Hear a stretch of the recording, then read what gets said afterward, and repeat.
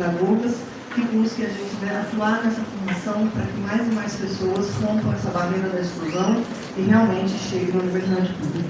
Então é com esse espírito, né, de luta e ao mesmo tempo é com muito afeto, muito carinho, muita responsabilidade que a gente dá as boas-vindas para vocês hoje, todos e todas. Agradecemos muito ao professor Margarete, ao professor Fábio, aos nossos professores aqui da Faculdade de Educação que estão presentes, ao nosso técnico administrativo, o Alberto, né, que está nos ajudando aí na transmissão.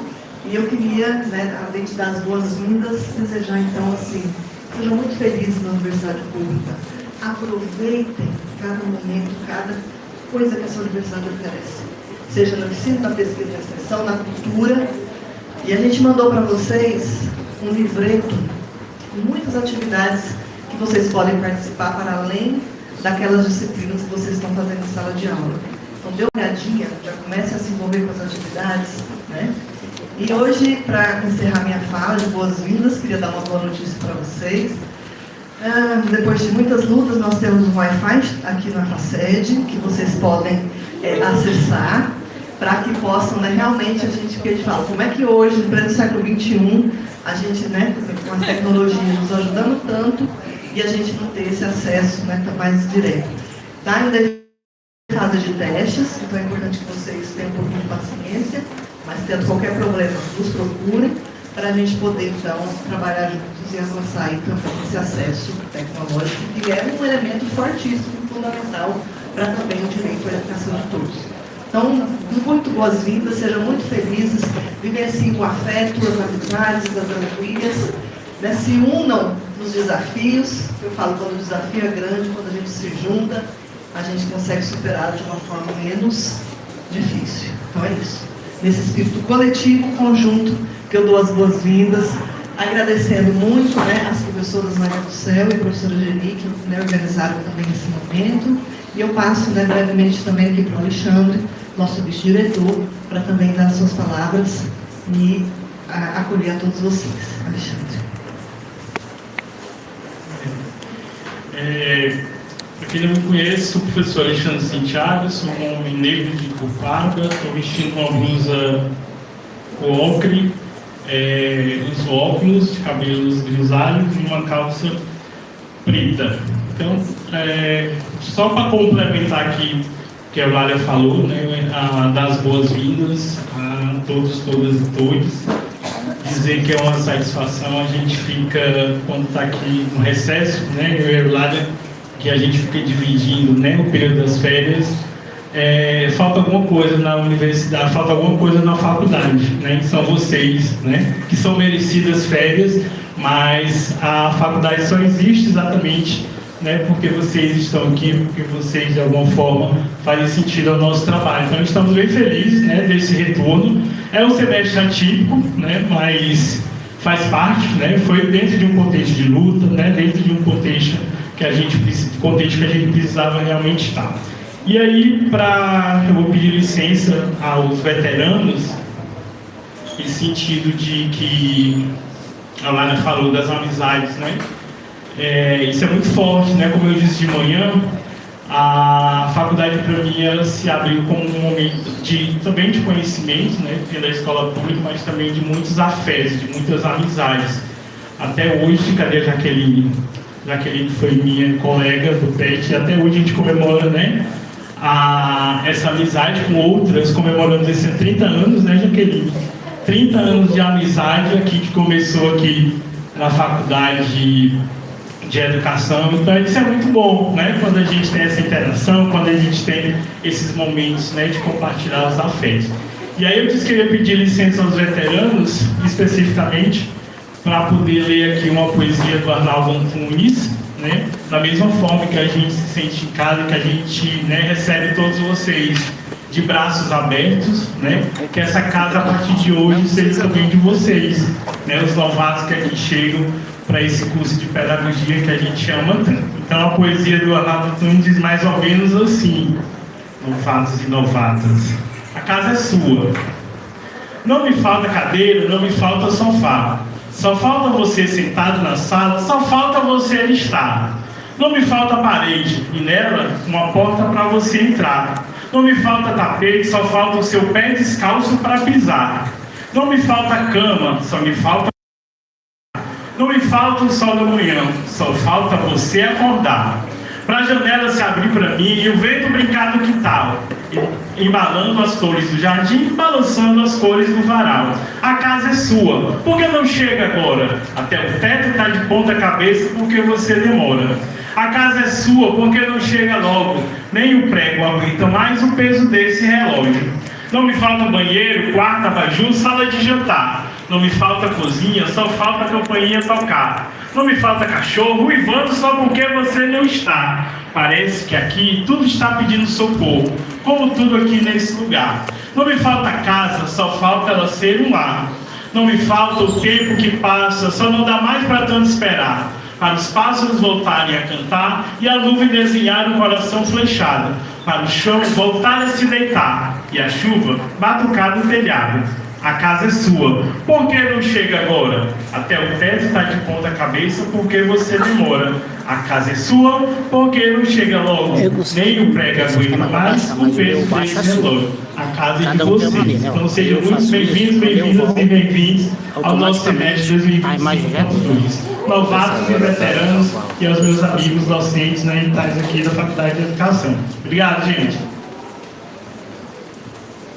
Queria convidar o representante do CA para fazer a saudação inicial. Quem está na tarefa? Olha a nossa rua.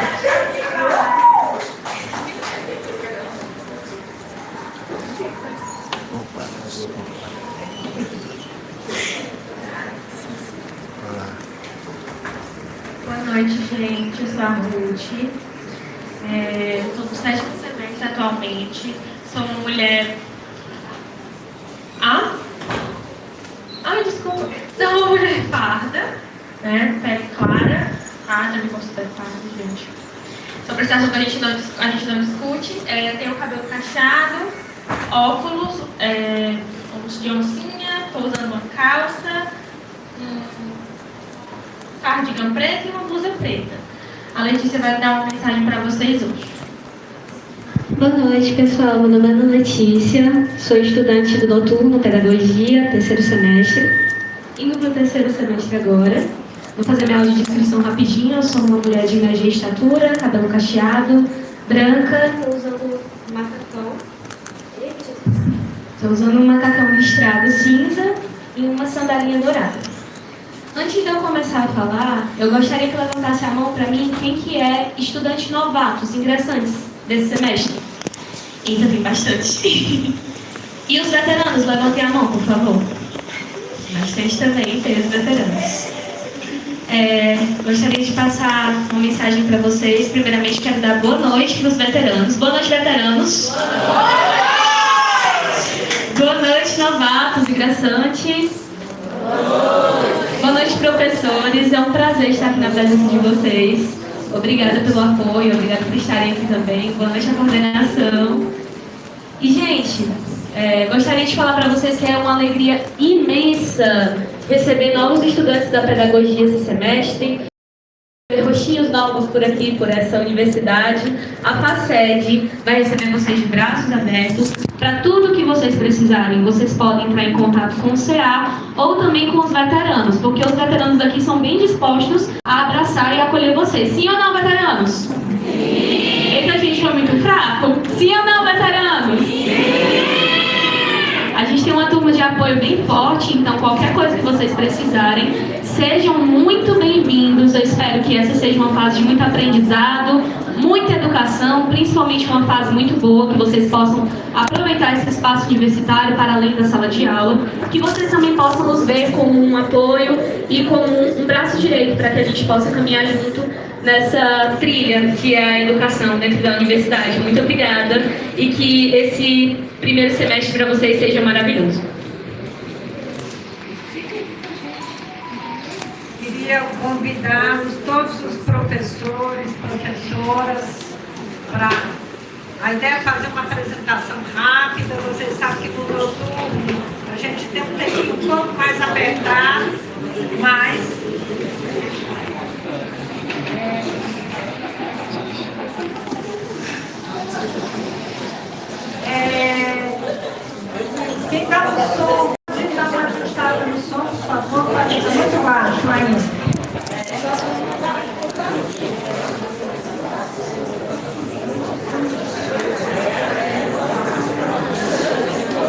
Boa noite. Boa noite. Então, eu sou Babi Fonteles, sou professor titular aqui da UFC. Significa dizer, para quem está chegando, né? Quando a gente chega nesse lugar de titular é porque a gente já comeu muito quilo de sal, já andou muito, os cabelos brancos denunciam. A gente vai ter a oportunidade de se apresentar melhor na quarta-feira, né, para falar dos componentes curriculares que a gente ensina. Mas eu sou da área de movimentos sociais, então eu trabalho algumas décadas com educação indígena, educação em movimentos sociais, educação popular, né, entre outras coisas. Vou estar lecionando também educação de jovens e adultos nesse semestre, depois que eu voltar de um pós-doutorado que eu estou concluindo, dia 21 de outubro. Aí eu vou pegar a disciplina do professor Ronaldo, tá? Mas a gente vai ter a oportunidade de conversar melhor sobre isso na quarta-feira, principalmente com os ingressantes, tá? Para os que chegaram ano passado e ainda não me conhecem, não me viram por aqui, é porque eu estou afastado para esse pós-doutorado, que é um terceiro pós-doutorado que a gente faz. Eu concluo dizendo que ser docente é continuar sendo estudante até os cabelos embranquecerem, tá? Um abraço a cada um de vocês.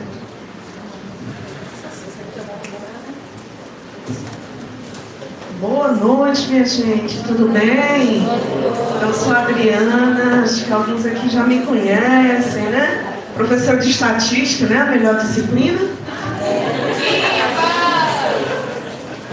Bom, sou a Adriana Braga, professora aqui da FACED. No momento estou também como coordenadora do curso de Pedagogia de UU, né? E aqui celebrando a abertura do semestre, aqui com todos estivemos de manhã, a professora Maria do Céu e os demais colegas também. E, gente, é saudar vocês, aquele abraço enorme. FACED é acolhedora, FACED é formação de professores com carinho, com coração, principalmente com profundidade no nosso trabalho e nosso compromisso com a educação brasileira. Então, sejam muito bem-vindos e bem-vindas.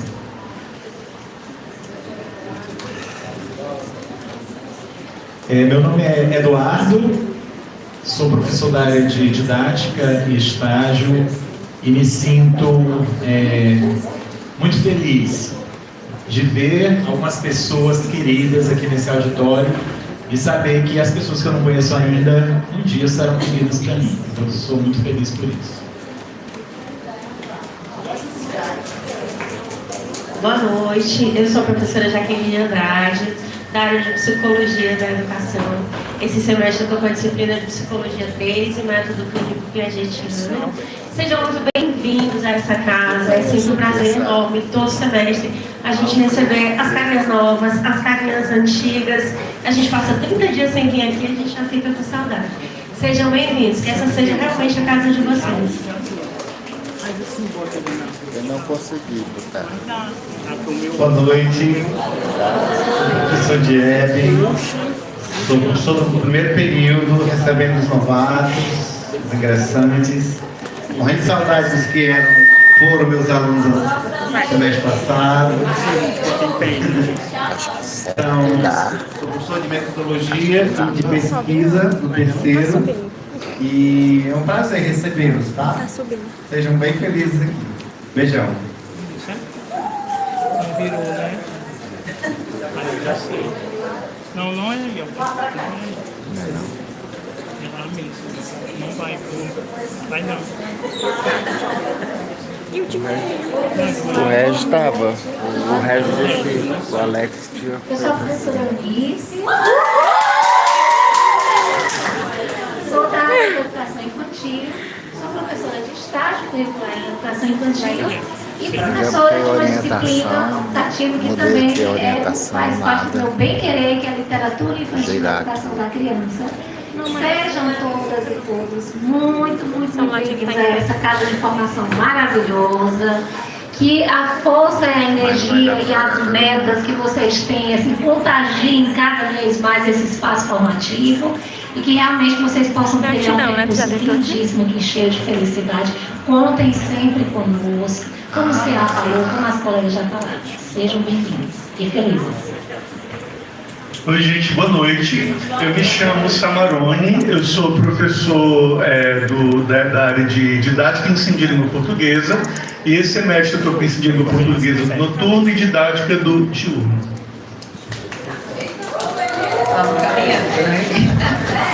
Boa noite, sou a professora Romélia, vou trabalhar com vocês a disciplina de educação especial, educação inclusiva. Eu e minha colega ali, professora Geni, estamos dessa área, desse setor de estudo, e a gente vai estar se encontrando. Amanhã, vou estar amanhã e noite, com o grupo do primeiro semestre, que a gente vai falar um pouquinho sobre a acessibilidade, da UFC e a inclusão dos alunos com deficiência aqui, tá? Muito obrigada. Meu nome é Yael, eu sou professora do Departamento de Fundamentos da Educação e estou voltando agora para a pedagogia porque Fundamentos da Educação é migrante, dá aula para vários cursos de licenciaturas, Então agora é que eu estou voltando no processo de migração para a pedagogia novamente aí para o segundo semestre, que é a Sociologia 2. Bem-vindos todos, todas, todes ao semestre 2025.2. Muita força, paciência, viu? E sabedoria para vocês.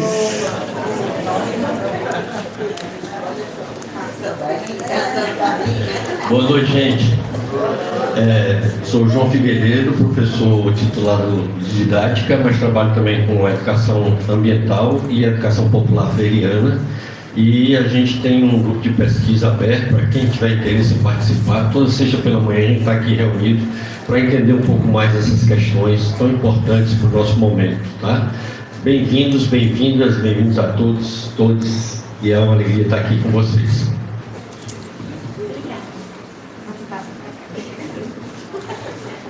Olá, gente, boa noite. Eu sou a professora Mazé Barbosa.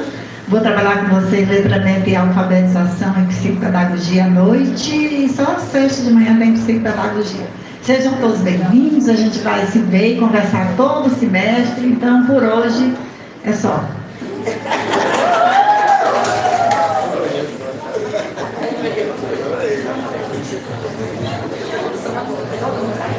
Bom, agradecer aos professores, às professoras, convidar aqui os companheiros, os estudantes que estão de pé, ocupar os lugares.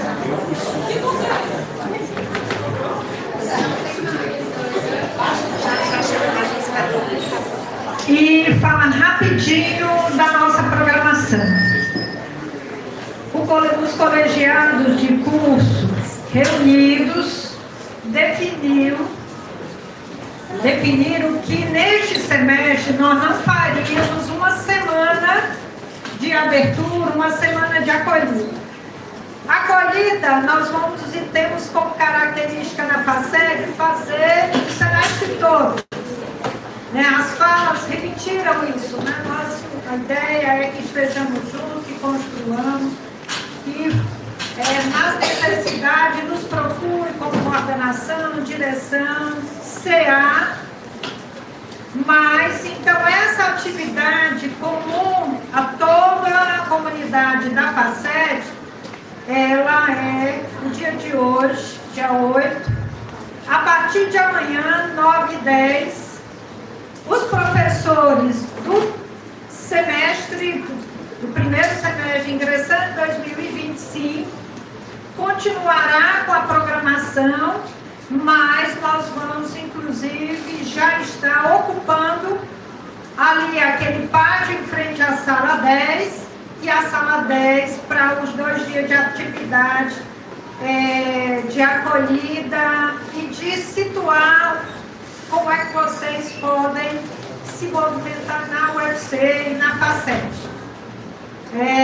Daqui a pouco nós vamos circular uma papeletazinha falando da programação, mas é isso.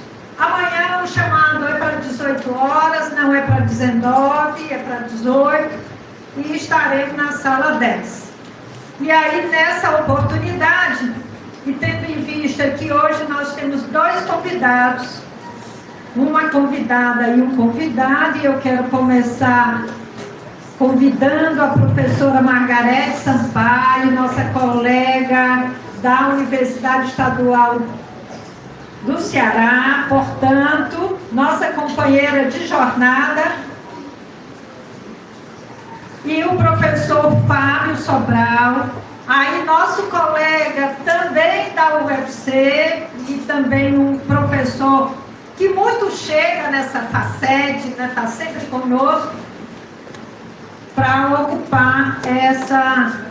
Vocês, como podem ver na programação, os temas estão estabelecidos, né? Mas não é a ideia de 2 palestras, era a ideia de situar, principalmente para os ingressantes, que hoje nós temos 2 convidados, os temas estão correlacionados, mas nós fizemos pedidos. E um dos pedidos que nós fizemos para a Margarete falar do Paulo Freire, os veteranos sabem que recentemente nós rebatizamos esse auditório, foi um momento muito emocionante, né, todos nós aqui, e como tem também a referência dos 100 anos, a ideia de que a gente pudesse chamar a atenção dessa construção aqui na FACET. E o professor Fábio, professor da Faculdade de Economia, e também o professor que está aí na pós-graduação, que vocês vão conhecer como é relevante serem pesquisadores se dispondo a conversar conosco. Então é isso. Eu vou sugerir a gente começar a fala pela professora Margarete. Janete é uma outra professora querida dessa casa, não é? Gente, boa noite. Me chamo Margarete, lá do interior do estado do Ceará, Ipueiras. Eu sou branca, tenho estatura de 1,63 m. Estou vestida com um vestidinho azul petróleo. Acho que é isso. Com algumas marcações em cianinha e bordadinho branco. Bem, gente, quando eu recebi esse convite, confesso a vocês que a emoção, ela adentrou meu coração, porque foi aqui que eu me formei. Eu fiz pedagogia na UFC, e logo no primeiro dia de aula da disciplina da professora Maria José de Oliveira, quando ela perguntou por que pedagogia, por que vocês estão aqui? E havia muitas pessoas, como eu sei que ainda existem, porque lá na UES não é diferente, muita gente vem para o curso de forma como passagem, é oportunidade, porque a família já pressiona para fazer uma universidade, é um curso que lhe permite no futuro, se conseguir a sua primeira opção, você faz o trânsito, mas verdadeiramente eu olhei para a professora e para a turma e disse, eu quero ser professora universitária. E meus colegas olharam assim, né? Poxa, nem chegou.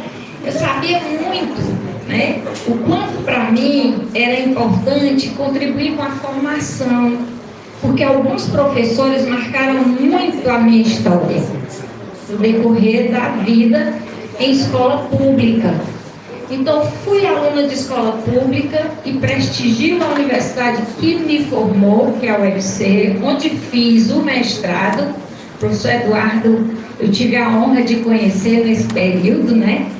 Lá nos idos de 98, 97, aqui na UFC. Então, digo isso para destacar para vocês a honra que é botar o pé nessa casa, tá certo? Então, quem está chegando, os ingressantes, realmente o recado está dado por esses professores com o sorriso, com esse acolhimento, com essa boniteza, né, de acolhida.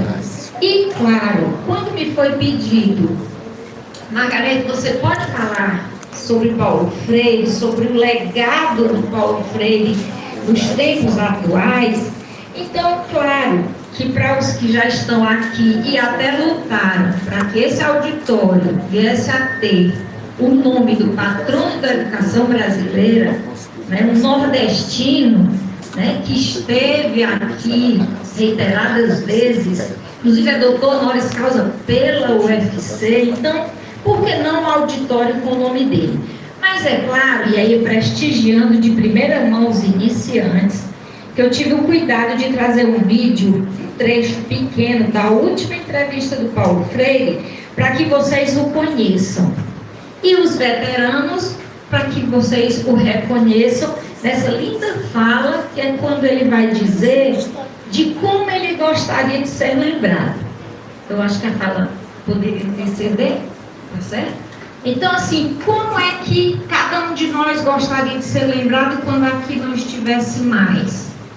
Né? De que maneira eu gostaria que os meus amigos, os meus pares, a minha família lembrasse de mim? Vejam o que o Paulo Freire disse sobre como ele gostaria de ser lembrado, inclusive na noite de hoje.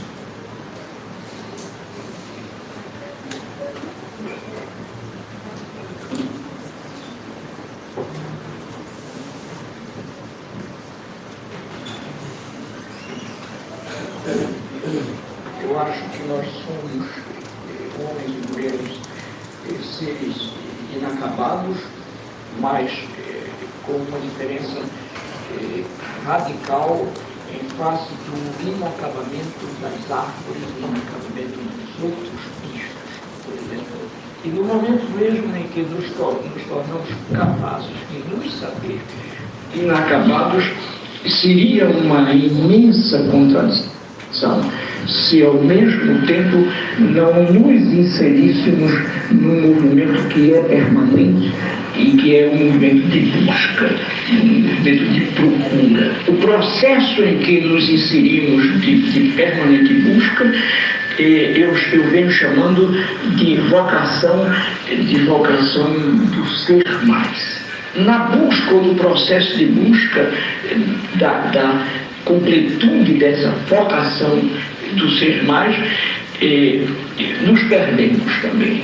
Quer dizer, há uma indiscutível possibilidade de distorcer o processo de busca do ser mais, e a essa distorção eu chamo de desumanização. Quer dizer, a desumanização, por isso mesmo, não é virtuosa. A desumanização é um acidente trágico a que nós estamos sujeitos num processo de buscar a nossa humanização crescente. O que nós temos pela frente é exatamente essa caminhada em que ser e deixar de ser se embatem. Haverá sempre a possibilidade das trágicas desistências de ser. A grande tarefa nossa de passar pelo mundo é exatamente a da briga constante, permanente, pela busca do ser mais. Eu me situo entre os que, primeiro, entre os que creem na transcendentalidade. Segundo, eu me situo entre aqueles que, crendo na transcendentalidade, não dicotomizam a transcendentalidade da mundanidade. Quer dizer, em primeiro lugar, até de um ponto de vista do próprio senso comum, eu não posso chegar lá a não ser a partir de cá.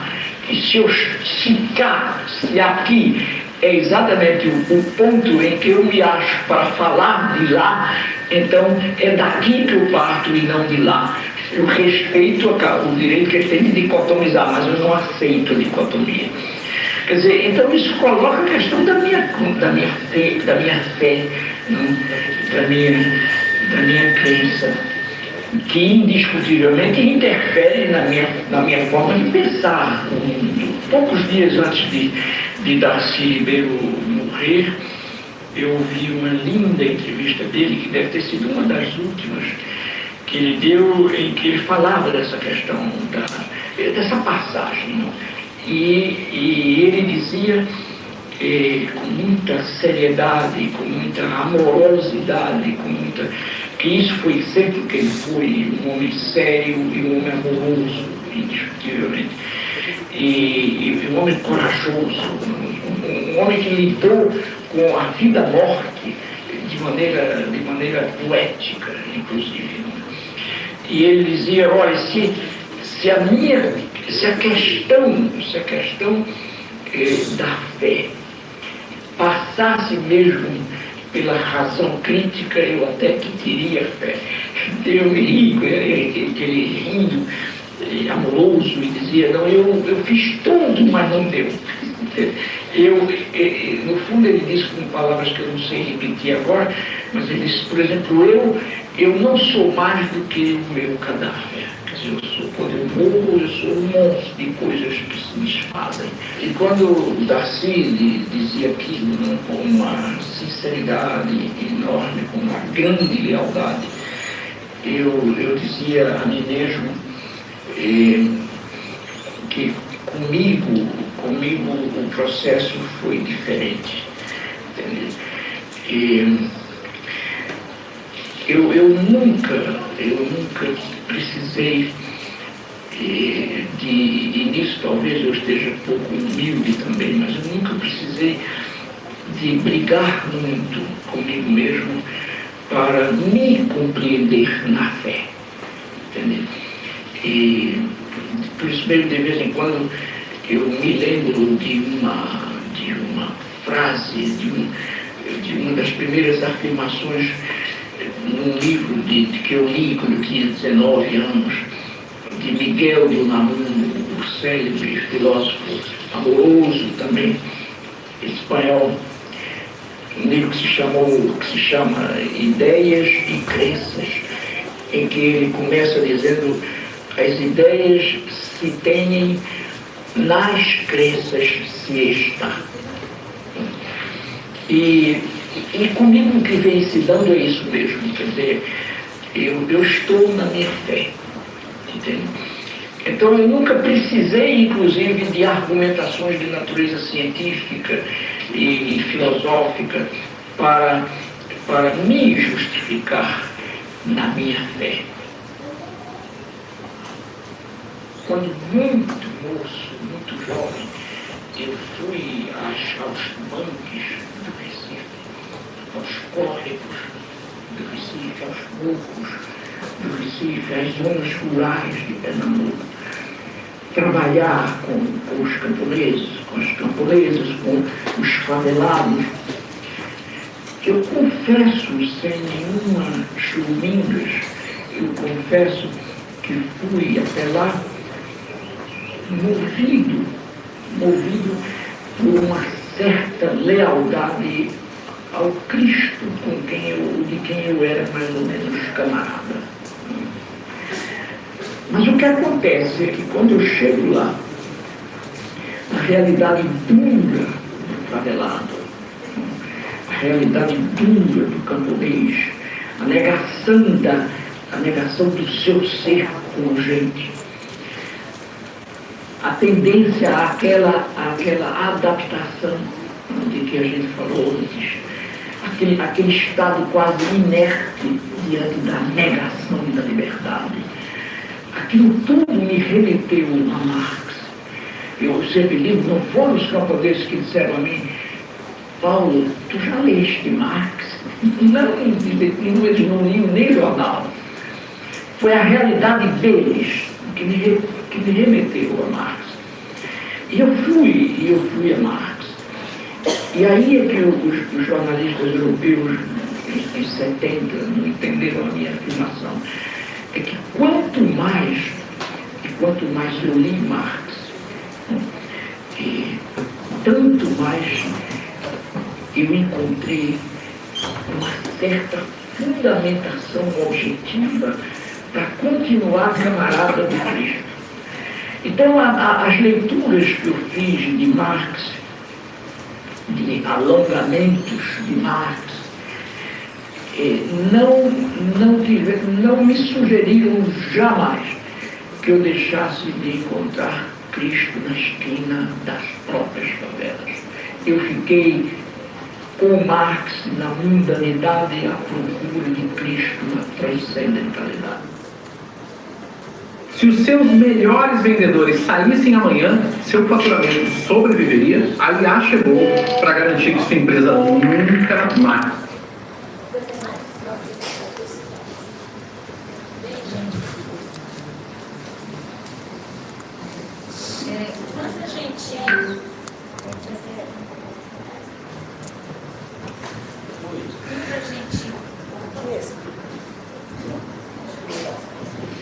Quando eu escolhi esse trecho, é porque a gente tem a dimensão desse ser humano, sobretudo, mas também de alguém, um profundo conhecedor, alguém que, não estudando, não tendo se formado necessariamente no campo de uma história, de uma sociologia, o tempo e a realidade lhes fizeram aguçar o olhar sobre as desigualdades sociais. E é delas que a gente fala quando a gente pensa no legado do Paulo Freire para a prática pedagógica dos dias de hoje, né? E aí, quando a gente pensa nesse autor, a gente vai pensar que ele gostaria muito, pela fala dele, num trecho seguinte que ele traz, que ele gostaria de ser lembrado como alguém o quê? Né? Gostaria de ser lembrado como alguém que amou o mundo, que amou as pessoas, os bichos, as árvores, a água, a vida. E foi nessa mesma entrevista que ele disse isso, poucos dias antes de morrer, não é? Em abril de 1997, né? Aos 75 anos. O nome dele completo, Paulo Regulus Neves Freire, né? E o Paulo Freire, mesmo tendo diplomado-se em Direito, né, no Recife, ele desistiu da carreira a primeira cobrança que ele precisou executar, né, que o escritório encaminhou para cobrar uma dívida. E como ele desistiu e por que desistiu? Quando ele se viu diante de um pai de família desempregado, tendo que ser cobrado por uma dívida, ele disse, não é essa a carreira que eu desejo para mim. E dali ele já largou o direito, não é? O Paulo Freire, ele tem uma característica muito clara, que é uma defesa incondicional, e isso ele disse no vídeo, que é a nossa vocação por sermos cada vez mais humanos. E quando ele fala numa busca nossa, né, de pequenininho a grande, que é de ser mais, não é ser mais do que o outro, né, que a gente não confunda isso, mas que a gente viva uma vida densamente humana. Aquilo bem que o Titãs diz, né, que a gente não quer só comida, a gente quer bebida, diversão, arte, a gente quer muito mais. Então, que vida é essa? E é uma busca de ser mais, não só para mim mesmo, para mim mesma, mas é uma busca por uma vida densamente humana no coletivo. Daí essa relação que ele faz, né, com o que ele encontra nos mucambos do Recife, nas periferias, para buscar no estudo de Karl Marx a explicação para aquela realidade. E o Paulo Freire defende sim essa relação que a gente tem que exercitar e defender conosco mesmos, né? Se eu não cuido de mim, eu vou cuidar de quem? Eu vou cuidar do planeta, João? Possivelmente não. Então começa por um cuidar da própria casa, como Alexandre disse, dessa casa para exercitar uma outra casa. Né? É uma relação que também se dá numa lógica que é da superação de um único olhar, que é o mérito do ser melhor, do dar-se bem, que é uma lógica, né, vinculada à ética do mercado. Bem diferente de uma lógica, de uma ética universal que é a do ser humano. Em qual dessas lógicas ou éticas o Paulo Freire vai sustentar o seu argumento e defesa por uma educação? Será que é na ética do mercado ou é na ética do ser humano? Bem, a gente vai ver, e com as palavras dele na última produção, né, antes de morrer, que é o Pedagogia da Indignação, ele vai sustentar, né, que treinar os educandos, né, no uso de técnicas e dos princípios científicos é o que a formação pensada, uma suposta formação na ética do mercado. Mas ele vai dizer, mero treinamento técnico não é formação, não tem nada a ver com formação, é puro treinamento técnico, não é? Então, para fazer algo diferenciado para contrapor, então, essa lógica que seria superar, suplantar, romper com a recusa que o mercado diz para a gente, que é de que o sonho e a utopia não tem mais espaço, né? Que não há lugar para o sonho e para a utopia, né? Isso é o que a gente pode vir a concluir. Só que desacreditar numa utopia, e em Paulo Freire, utopia não como algo irrealizável, mas aquilo que não foi realizado ainda, mas poderá vir a ser realizado. Então, essa busca pelo vir a ser realizado, que é possível, mas não aconteceu ainda, a gente vai entender que isso é inerente a uma lógica que é uma busca esperançosamente crítica. E aí esse autor vai dizer que não se trata de uma esperança como pura espera, ficar de braços cruzados esperando tempo bom. Né? A gente ouviu aqui a professora falar, a professora Maria do Céu, e a diretora, a professora Eulália, de que os professores e os funcionários, os servidores da UFC, em algum momento precisaram ir à luta e fazer suas reivindicações. A cargo do quê? Sustentados pelo quê? Por uma esperança, por uma aposta, mas não de braços cruzados, no sentido de não mover-se na condição e inserção de movimento de luta. Para o Paulo Freire, então, a lógica não é a do mercado, de mero treinamento técnico, de formação científica. Ele olha para as condições sociais, para os problemas do nosso tempo, e ele vai pensar, e onde é que fica o sofrimento humano? Como é que a gente faz para diminuir o sofrimento humano? Essas imagens aqui, a gente poderia colocar tantas outras. Se eu pedisse a vocês e tivesse tempo para isso, que a gente pudesse compor esse quadro de sofrimento, são tantos que a gente nem consegue anunciar, não conseguiria anunciar todos, né? Então, mas o que fazer diante, né, do sofrimento humano? Esse sofrimento humano, quando a gente lê Pedagogia do Oprimido, é a obra clássica, é a terceira obra mais lida na área de ciências humanas do mundo inteiro, né? É uma das obras que é referenciada nas universidades americanas, é uma das 100 obras mais conceituadas se bem que americano hoje e nem nunca teve tão em gosto, né?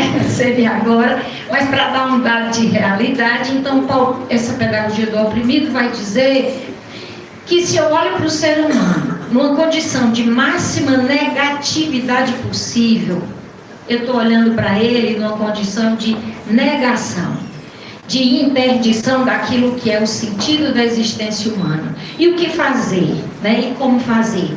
E aí é quando surge a Pedagogia do Oprimido, não apenas o livro, mas a proposta pedagógica, esse é o legado do Paulo Freire, né? Pensar que diante das situações limite que nos são apresentadas, ou que o mundo vive, os desafios, o sofrimento, como fazer para que as situações limite sejam transformadas no inédito viável?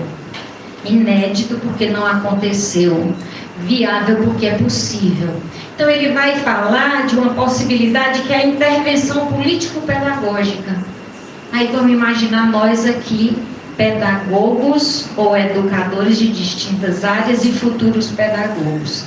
Então, onde Margarete, eu acho que é esticar a baladeira, você está fazendo isso, pensar que a gente possa ter uma intervenção político-pedagógica capaz de contribuir com a transformação social. Mas se a gente não acreditasse nisso, eu acho que muitos de nós não estariam aqui. Né? Então, como se daria essa intervenção político-pedagógica, né, por meio da educação? Ele vai dizer então o seguinte, que a educação precisa sim de formação técnica. A gente ouviu aqui professores se dizerem, nós vamos falar das condições que uma educação especial exige conceituar, conhecer. Isso é formação técnica e humana. Nós vamos estudar aqui estatística, nós precisamos dessa formação técnica e, por que não, também humanizada, a serviço do ser humano.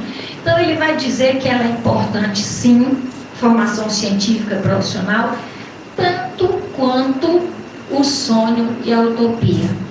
Porque o sonho e a utopia é o que vai nos mover em direção de uma formação técnica, científica, de uma competência, sim, mas uma competência amorosa. E essa palavra permeou o discurso de várias pessoas. Amorosa não no sentido piegas, mas da fé no outro, na aposta do que eu posso aprender contigo e você comigo. Por isso, uma educação dialógica, não é? Essa educação dialógica, então, a gente vai entender, ela tem que associar o sofrimento humano a um projeto de esperança. É a chave. Se a gente não associar a esperança a um projeto de superação do sofrimento humano, vai ficar muito difícil supor essa transformação social que nós tanto almejamos. Nesse sentido, ainda tomando como referência essa obra, né, publicada em dezenas de livros, né, tanto que o levou a receber mais de 40 títulos de doutor honoris causa no Brasil e mundo afora. O que ele vai dizer? Essa pedagogia é aquela que tem que ser forjada com o oprimido e não para o oprimido, não é? Tanto homens como mulheres ou povos, na luta incessante por recuperar a sua humanidade. Por isso Paulo Freire foi à África, não é? Quando exilado, quando expulso desse país. E vamos imaginar que ele, há pouco tempo, seria expulso de novo quando tentou-se tirar dele o título de patrono da educação brasileira. Não sei se alguns, os novatos seguramente, talvez não, mas os veteranos acompanharam. Então seria um segundo exílio. Tira de novo, por quê? Porque incomoda, porque questiona, né? Porque põe a gente numa situação de busca de descodificação da realidade, de olhar a realidade e dizer, peraí, o que está acontecendo? Né? E nesse sentido ele vai dizer que essa educação ela precisa pautar-se na pluralidade, nas singularidades humanas, na diversidade, nas contradições, buscando sim a lógica da nossa incompletude. Nós não somos, né? Nós estamos sendo. E essa educação, se ele fala que é uma educação, que eu diria uma pedagogia do oprimido, nos meus estudos no doutorado com uma orientanda dele, eu sou a professora Eliette Santiago, a gente juntas viu que essa educação, sim, é uma educação sobretudo humanizadora. E sendo assim, e como fechamento para esse começo de conversa, eu queria dizer que essa educação precisa, então, é uma síntese que faço, associar o sofrimento humano a um projeto de justiça social, condição para a construção de um mundo em que seja mais fácil amar. Porque se ele queria ser lembrado como alguém que amou, é claro que todos nós também assim o desejamos, não é? Boa noite por enquanto.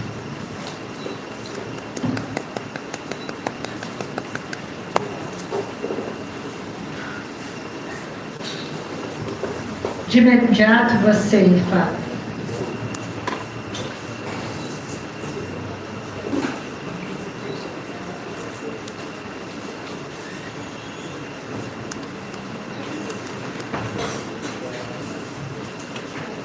Bem, boa noite. Um prazer enorme estar aqui. Agradeço o convite, estar no meio de tantas pessoas queridas. Alguns alunos meus da economia vieram acompanhar, aluno da economia ecológica, ex-aluno meu orientando na economia ecológica. Eu vou falar, mas de manhã eu já dei mais ou menos essa palestra, então algumas pessoas vão ver a repetição de alguns elementos. Se bem que muitas vezes eu mudo as coisas, né? Vou falar sobre geopolítica. Vou tentar explicar o mundo hoje. Mas eu não começo, é uma tentativa, certo? É uma tentativa. Não quer dizer que eu esteja certo. Eu estou, mas não quer dizer isso. Porque, como eu digo lá em casa, eu sou uma pessoa muito humilde. Talvez a mais humilde do mundo. Entende? Então, eu vou fazer essa tentativa de explicação e ela não começa agora. Ela tem uma história. Uma história que começa por volta do ano 900 da nossa era. Desculpe. No ano 900, cidades italianas fizeram um acordo com os sarracenos. Os sarracenos eram os árabes, para poder navegar no Mediterrâneo. E construíram uma rota comercial, principalmente 3 cidades, Gênova, Milão, Veneza. Construíram rotas comerciais para Alexandria. Eles, dentro da Europa, pegavam produtos na região da, falar em português mesmo, da Provença francesa, certo? Pegavam produtos qualificados, artesanato qualificado, e levavam para Alexandria, no Egito, grande porto do Mediterrâneo. Em Alexandria trocavam por ouro em pó. Iam também até Constantinopla, nessa época ainda uma cidade grega, cristã grega. Iam até Beirute, né? Ali era o centro, a chegada da rota da seda chinesa, que vinha pelo interior do continente eurasiano e chegava até o que a gente chama de Oriente Médio. Hoje em dia nem se chama mais de Oriente Médio, é a Ásia Ocidental. A rota da seda há milhares de anos trazia esses produtos para aquela região. Da Índia vinha por meio do Mar da Arábia, do Golfo de Áqaba, do Mar Vermelho, do Golfo Pérsico, vinham produtos até Bagdá, desciam aquele movimento todo em direção à Europa. E a Itália cresce economicamente. É uma coisa interessante, não se explica por que o Renascimento surgiu primeiro na Itália, né? O pessoal vai dizer assim, não, é porque Constantinopla caiu e os sábios foram para lá. Não, mas eles só foram para lá porque a Itália já era um centro cultural gigantesco. Então essas rotas comerciais construíram um fluxo comercial que vai se tornando a base para o surgimento do capital, do capitalismo. Surgem bancos, os bancos italianos se instalam na região do que hoje é a Bélgica, se instalam em Londres, se instalam na Holanda. Na Holanda também se desenvolve um grande fluxo comercial pegando o rio Reno, e aí surgem escolas comerciais. Naquele movimento surge um movimento de compra de lã muito intenso na Inglaterra. É uma área que eu pesquiso, o comércio de lã medieval, e como esse comércio de lã construiu a monarquia britânica, sabe? A monarquia inglesa na época, ainda não britânica. Então, esse lã, navios, dinheiro, ouro em pó, muitas vezes, bancos. Esse sistema vai se estabelecendo e os próprios bancos holandeses, principalmente, financiaram navegações portuguesas. Essas navegações portuguesas, pela primeira vez, construíram algo que um intelectual americano, Immanuel Wallenstein, ou Wallenstein, tem várias pronúncias, chama de sistema mundo, um sistema mundial de mercadorias. O Marx diz, aí nas navegações surgiu o capitalismo se torna dominante. Apesar de não ser absoluto, ele já era dominante, entende? Ele não conquistou todas as regiões do mundo, mas ele já era o sistema dominante, né? E essas navegações portuguesas constituem esse sistema mundo, do Japão, passando pela Índia, pela África, as duas costas africanas, pelas Américas, ligando à Europa. Esse era um capitalismo que tinha uma característica muito interessante. Ele era um capitalismo de altíssimas taxas de lucro. Os preços dos produtos eram muito caros. Eram preços feitos para gente já rica, principalmente para aquelas pessoas que aparecem nas pinturas renascentistas, mais especificamente nas pinturas renascentistas holandesas, entende? Do grande pintor Vermeer, ou ainda do, que eu sempre esqueço o nome, o principal pintor holandês, sem ser o Van Gogh, né? Minha memória. Então, ali aparece aquela burguesia, na verdade é uma selfie, certo? A burguesia tirando foto da família, do dinheiro sobre a mesa, da comida espalhada, né? Essa burguesia, o comércio cresce, ela percebe que pode ganhar mais dinheiro se eliminar os senhores feudais. Aí ela começa a eliminar os senhores feudais, começam as grandes guerras inglesas. A Inglaterra foi um banho de sangue. Banho de sangue. Tem um filme muito interessante que acho que é Sangue e Glória. Mas não tem glória, só tem sangue. Que mostra o rei João sem terra tentando eliminar os seus adversários. É impressionante, impressionante.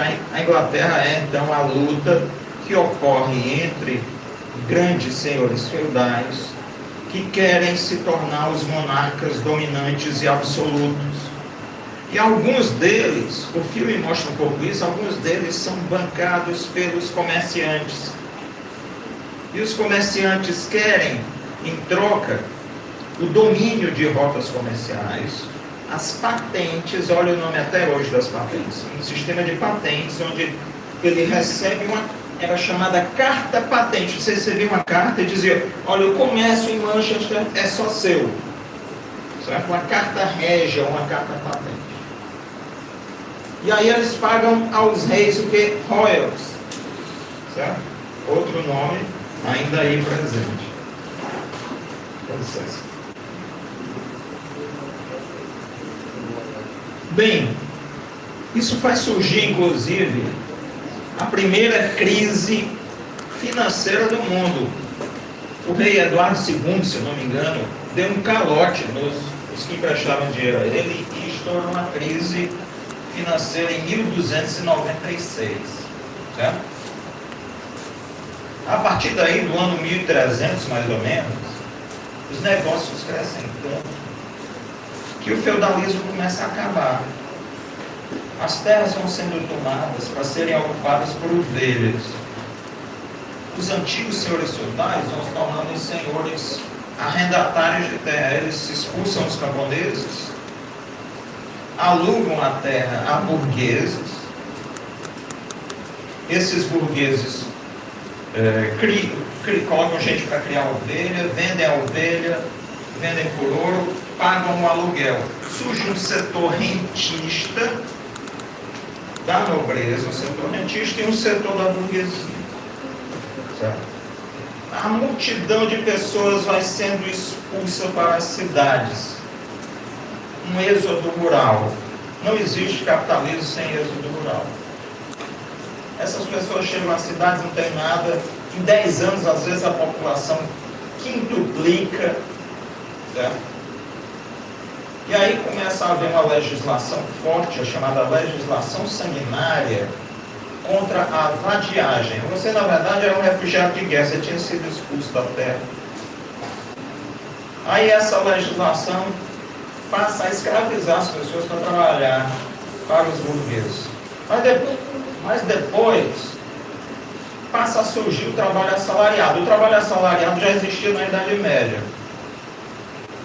Quem era trabalhador assalariado na Idade Média era chamado jornaleiro. Não por causa de jornal, mas por causa de jornada. Em francês, jour, dia, trabalha por diária. Aí isso se transforma num movimento enorme de emprego das pessoas expulsas da terra no trabalho assalariado. Essas pessoas antes tinham suas terras, criavam seus animais, plantavam sua comida, tinham sua água, agora tem que comprar tudo. Surge um mercado interno fortíssimo na Inglaterra. Você tem então dois mercados. O mercado de luxo, de taxa de lucro, certo? O capitalismo de taxa de lucro, que vai buscar especiarias na Índia e vende caríssimo na Europa, ou que pega roupas bordadas a ouro na região do que hoje é a Bélgica e leva para vender em Alexandria. E esse era o capitalismo para um setor de alta renda, mas surge um capitalismo do atendimento aos miseráveis, vendendo comida, carvão para aquecer a casa, alugando cama, tá? As hospedarias alugavam camas. Surge esse movimento, é um capitalismo que não pode oferecer preços altos, ele tem que vender por baixo, porque o pessoal ganha pouco, não comprava se não fosse, certo? É um capitalismo que ganha não por vender um objeto ganhando 1000%. Não é uma Apple, um iPhone que é produzido na Foxconn, na China, a $12 e é vendido a $800 mil nos Estados Unidos. E aqui muito mais. Taxa de lucro altíssima. O capitalismo de taxa de lucro ainda está aí. É um capitalismo de massa de lucro. Ele ganha vendendo no volume e ganhando pouco em cada unidade. Mas os comerciantes ricos reclamam ao rei. E os reis ingleses passam a perseguir esses pequenos comerciantes, que se escondem em fazendas, certo? Que eles mesmos tinham lugar para criar ovelha. Mas em certo momento isso estoura. Em 1640, isso estoura. Rei James ou foi Charles I? Um dos dois, um é o pai e outro é o filho, esqueci. Entra em guerra contra esses pequenos comerciantes, esses pequenos burgueses. Ocorre uma revolução que dura mais ou menos de 1640. Alguns dizem assim, 1640 a 49, 1640 a 1660. É uma coisa que não é simples de definir. Uma revolução dos pequenos burgueses. Eles vencem, eles cortam a cabeça do rei inglês, 140 anos antes da França. A Inglaterra vira uma república durante 25 anos. Só volta a ser monarquia depois que é feito um acordo. E o acordo é o seguinte: dentro da Inglaterra vale a proteção aos pequenos negócios. Capitalismo de baixo preço, que eu chamo de capitalismo de massa de lucro. O lucro não é feito na venda de uma unidade, é feito na massa, no volume de coisas vendidas. Capitalismo de massa de lucro. Mas aí surgiu uma contradição fundamental dentro do capitalismo. A contradição entre essa pequena burguesia do capitalismo de massa de lucro e uma grande burguesia do capitalismo de taxa de lucro. Uma contradição que estourou em várias revoluções. Estourou nos Estados Unidos em 1776, alguns falam 74, é a mesma coisa, não se sabe exatamente onde uma revolução começa e onde ela termina. Estourou na França em 1786 ou 89. Corta-se a cabeça do rei, da rainha. Na França ocorre de novo uma revolução. As guerras napoleônicas são a continuação da revolução, é a exportação da revolução. Ninguém fala isso, né? Napoleão ainda era a revolução, sabe? A revolução levada para os outros países europeus. 1830, nova revolução. Fevereiro de 1848, final de 1848, de novo, junho, julho de 48. Revoluções em sequência na França. A pequena burguesia e os seus intelectuais começam a imaginar outro mundo, começam a sonhar com um mundo de justiça, com um mundo de respeito ao comércio, de livre mercado. O capitalismo não nasceu com livre mercado. O capitalismo nasceu com capitania hereditária. O rei dizendo: isso aqui é seu. Aqui no Brasil se chamava capitania hereditária. Lá na Inglaterra se chamava carta patente. Era monopólio. Nasceu com companhias das Índias, a inglesa, a holandesa. O capitalismo nasceu com um único objetivo. O dinheiro é a unidade de medida exclusiva da realidade. Ah, mas e a religião? Dane-se a religião. E a tradição? Dane-se a tradição. E a ética? Muito menos. O que importa é ganhar dinheiro. Se for preciso matar um povo inteiro, eu mato. Como eles fizeram com muitos povos aqui no Brasil. Eu dei um exemplo hoje de manhã de uma cidade do Rio de Janeiro, Campos dos Goitacazes. Lá morava a nação Goitacá, que foi eliminada. Os portugueses perderam a guerra contra os Goitacá. Os Goitacá eram um povo bravo. Eles eram conhecidos por caçar tubarões, balão. Tá? Pessoal pesado. Os portugueses perderam a guerra. O que é que fizeram? Guerra bacteriológica. Deixaram roupas contaminadas com varíola num certo local. Os índios pegaram 15 mil indígenas, desapareceram do mundo. Capitalismo era, então, esse capitalismo de taxa de lucro era isso, essa violência para conseguir dinheiro. Dinheiro que se transforma em mais dinheiro. Como Marx diz no capítulo 4 do Capital, a fórmula geral do capital. Dinheiro que se transforma em mais dinheiro. Capitalismo de taxa de lucro. O capitalismo de massa de lucro, aquele dos pequenos comerciantes, vai imaginando um mundo de ética.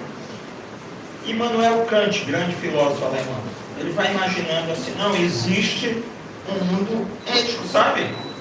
A crítica da razão pura nos diz que existe um mundo para além, que ele chama de, não é número, é númeno, um mundo luminoso, um mundo para além do mundo humano, que dirige a nossa ética, certo?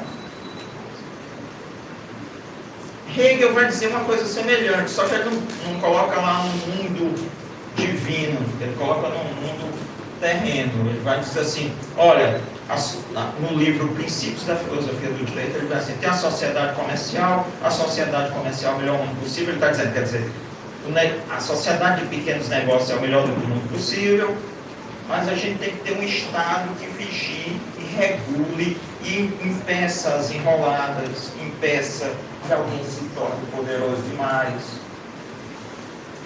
Aí surgem essas filosofias que creem em um mundo que seja possível regular o capitalismo. E o capitalismo vai no século XIX sem regulação, até que em 1870 estoura uma guerra entre a França e a Alemanha, chamada Guerra Franco-Prussiana. A França é derrotada, a população do país se organiza para defender a cidade, O exército alemão fica com medo e passa 3 meses em frente a Paris sem entrar, com medo de lutar com os parisienses. Com medo de que não fosse vencer, mas que o massacre que eles promovessem provocasse na Alemanha um estouro de uma revolução. Bismarck, que dirigia esse exército, percebe que o tempo precisa mudar. E ele cria o que se chama Estado Social. A ideia de aposentadorias, de várias faixas salariais, né? Os mais novos ganham menos, aí você vai subindo na carreira, você vai esperando essas promoções, né? Ele cria, inclusive, um modelo da nossa universidade, dividindo a universidade em 4 grandes áreas: humanas, ciências naturais, né, ciências exatas e ciências biológicas, para impedir que o conhecimento pensasse globalmente. Então, em 1870 surge o Estado Social. Isso está descrito num livro de 2 autoras brasileiras, chamadas Bering e Boschetti, um livro que se chama Política Social. Nos Estados Unidos, a situação é explosiva. Isso é motivo para uma outra palestra. Eu posso explicar a situação dos Estados Unidos em 1890, como quase estourando uma revolução, surge o Partido Popular Americano, ou o Partido Populista. Por isso que o nome populista ficou tão ruim. É estourar a revolução. O Partido Populista quase ganha 2 eleições presidenciais. Tem um escritor, sempre cito, Frank Baum. Ele escreve um livro que fala sobre essa situação. O Mágico de Oz. Tá? O homem de lata é o operário. O homem de palha, o espantalho, é o agricultor. O leão é o líder populista, que era medroso, que só por isso eles não ganharam as eleições. E a Dorothy era uma líder feminista populista. E essa situação vai explodir. E surge em 1902, se eu não me engano, a grande greve metalúrgica americana. O Henry Ford pediu ao presidente Theodore Roosevelt para fuzilar os grevistas com a metralhadora. Ele escreve uma carta dizendo assim: precisamos que a metralhadora fale. O Roosevelt ficou com medo se ele fuzilasse as pessoas. E os Estados Unidos tinham a tradição de fuzilar as pessoas. Se você colocar a mais antiga agência de espionagem americana, de detetives americanos, eu não me lembro o nome deles agora, eles eram especializados no século XIX de matar líderes sindicais. Não era uma agência de detetives, era uma agência de assassinos, né? O Theodore Roosevelt vai e aumenta o salário dos trabalhadores para acabar a greve, ao invés de fuzilar as pessoas. Em 1905, o imperador, o czar russo, mandou fuzilar uma passeata dirigida por um padre Gapon, e estourou a primeira grande revolução russa em 1905. Né? Então o Roosevelt impediu que isso ocorresse nos Estados Unidos. Surge ali o capitalismo de massa de lucro volta a existir nos Estados Unidos, protegendo os setores das camadas trabalhadoras. O capitalismo de massa de lucro precisa que quem é assalariado tenha um bom salário para poder consumir em massa, economia de produção em massa. Muita gente chama isso de capitalismo fordista. Eu acho uma injustiça.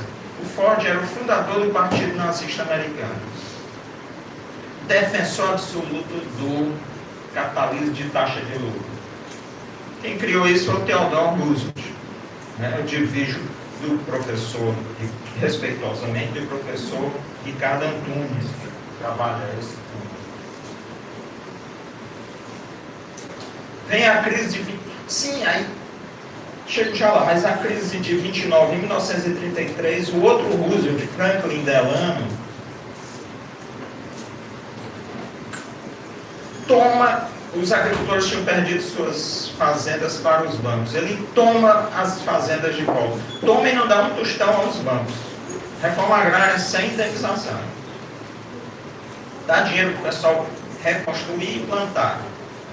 Quando a safra veio, ele comprou a safra. A safra comprada, ele cria o primeiro programa de merenda escolar federal. Você vê como a educação está interligada a todo esse processo. Primeiro sistema de merenda escolar federal para recuperar a economia americana. Diminuindo a fome e ao mesmo tempo impulsionando a economia e promovendo o capitalismo de massa de lucro. Ele cria uma série de medidas para controlar as grandes empresas. O Henry Ford não aceita e tenta fazer um golpe nos anos 30, é chamado golpe dos negócios. Em inglês, você procura Business Plot, B-L-O-T, Business Plot. Ele contrata um general para dar um golpe, diz que vai pagar 500 mil veteranos para formar um exército e golpe contra o presidente americano. O general se recusa. Por isso o golpe não ocorre. Mas esse setor capitalista americano das grandes empresas, das grandes corporações, anseia por voltar ao capitalismo de taxa de lucro, de máxima exploração.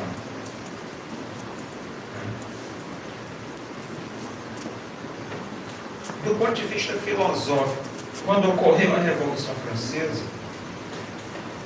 um escocês, um filósofo escocês chamado Edmund Burke, B-U-R-K-E, se opõe à Revolução Francesa. Ele diz que a Revolução Francesa quebrou a hierarquia, o poder dos reis.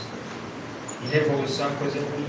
E olha, a Revolução Francesa cria a educação pública, cria o voto universal, ainda não das mulheres, mas cria o voto universal masculino.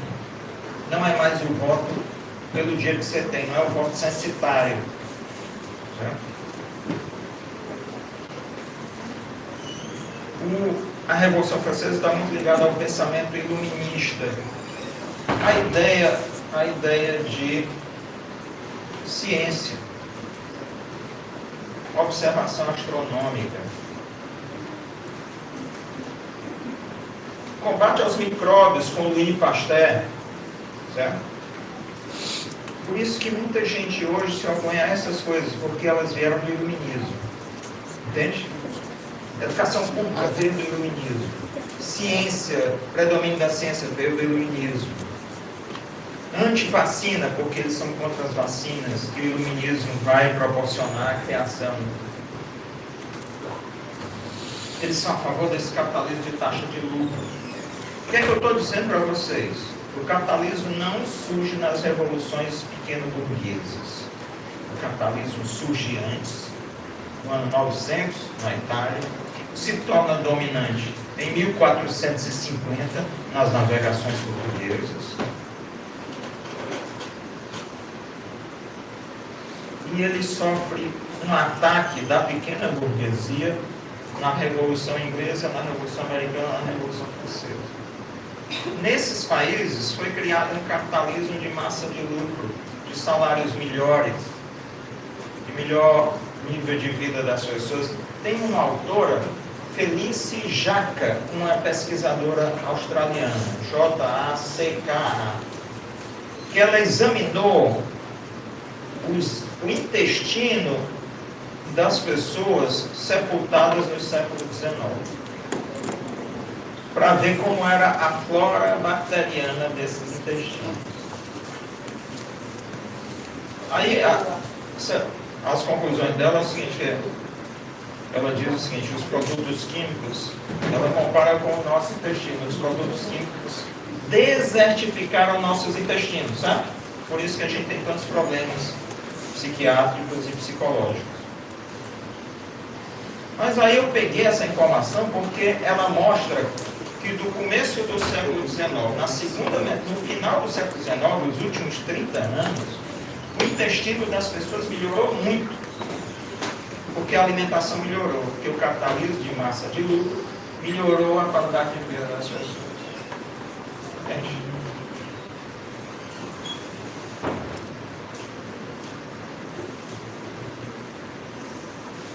Mas muitos ansiavam pelo pensamento do Edmund Burke, aquele que era contra a Revolução Francesa. E o que é que acontece? Acontece que surge um intelectual italiano chamado Giulio Zercola, que trabalha uma filosofia hindu, o tantrismo, e ele defende esse conservadorismo, a voltar ao período hierárquico. Não é o período feudal, as pessoas confundem, é um período capitalista e hierárquico, certo? De domínio capitalista, de taxa de lucro. Aí vem um francês, em 1920 também, por aí, René Guénon, que funda o tradicionalismo cristão, também defendendo a mesma coisa. Em 1927, na Alemanha, a obra Ser e Tempo, de Martin Heidegger, um filósofo, vai defender a ideia da civilização ocidental, do ser da civilização ocidental. Um certo pensamento ardiloso que não diz que a civilização ocidental é superior, mas diz que é. Certo? Um livro chamado A Questão da Técnica.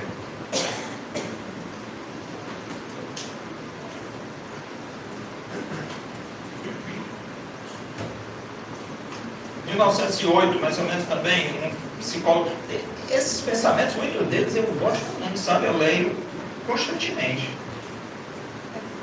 Tá? Faltam 30 minutos. Eu tentei ser esperto aqui, mas não deu. Eu tenho mais. É um capitalismo de taxa de lucro, pode mais. Você tem tudo. Vamos concluir, só falta aí uns 120 anos, mais ou menos. Surgem outras teorias defensoras do conservadorismo. Nos Estados Unidos, eu já falei, surge na Alemanha e no resto da Europa o nazismo e os fascismos. Todos eles são de taxa de lucro. Eles não têm o menor problema de escravizar gente, de fazer genocídio. Porque o capitalismo não tem esse problema, sabe? Entre 1857 e 58, o Império Britânico matou 10 milhões de pessoas na Índia. Por que não se lembra o Holocausto hindu? Tá? Eu sou a favor que se lembre o Holocausto, a Shoah judaica, cigana, né? Eslava. Por que não se comemora? A gente viu a semana parada na China, lembrando que 20 milhões de chineses foram mortos pelos japoneses. Né? Sabe? 20 milhões de soviéticos, 25 milhões de soviéticos. Né? Então, fascismo e nazismo são esse capitalismo de taxa de lucro. Nos Estados Unidos, nos anos 50, aí eles querem tirar todas as reformas que o Franklin Delano Roosevelt fez. Horas de trabalho, sabe, aposentadoria. Aí surge o macartismo, um senador que, para ele, tudo era comunismo. Parece hoje, né? Tem a mesma raiz. Aí nos anos 50 e 56 nasce uma escola de economia que tem um nome bonitinho, só Teoria da Escolha Pública.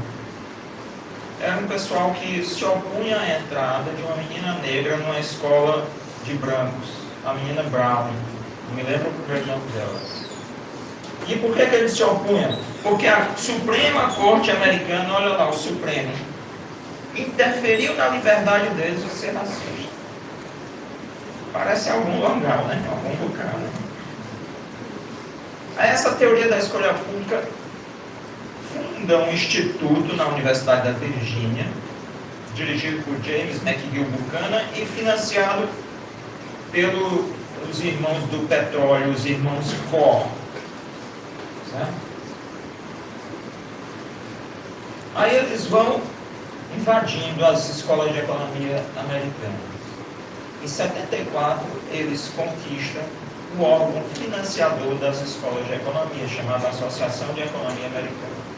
E só eles têm direito a distribuir as bolsas. E eles só distribuem as bolsas para quem acredita no pensamento deles. Eles começam a formar economistas em larga escala. Só que eles são muito espertos, eles não defendem o programa do capitalismo de taxa de lucro, do capitalismo original, eles vão defendendo aos pouquinhos. O Estado está muito grande, tem muitas empresas estatais, tem muitos direitos trabalhistas. A gente não pode, o pessoal está ficando velho, não está morrendo, então tem muito direito previdenciário, certo? E por fim, eles defendem que não haja eleições. São anarcocapitalistas. Para eles não é preciso haver eleição. Certo? É preciso haver, aí muita gente usa esse nome sem saber de onde veio. O nome que eles criaram, a meritocracia. O que é uma meritocracia? Um grupo oligárquico que é sorteado entre eles quem vai ser o governante, tem um rodízio por sorteio, mas não existem mais eleições. Eles querem acabar então, com vacina, com educação pública, sabe? Com a educação para a população, com direitos trabalhistas. Os Estados Unidos, você tira as férias, suas férias não são remuneradas. Tem licença maternidade. Tá? Eles querem, em vários estados, aprovar agora que crianças, eu acho que são de 8 anos, a partir dos 8 anos podem voltar a trabalhar. Então é eliminar todos os ganhos civilizatórios do capitalismo. Esse é o capitalismo de massa, de taxa de lucro. Eles estão reconstruindo. E eu acho que existe hoje no mundo, para explicar e para terminar. Maria do Céu me deu um chute.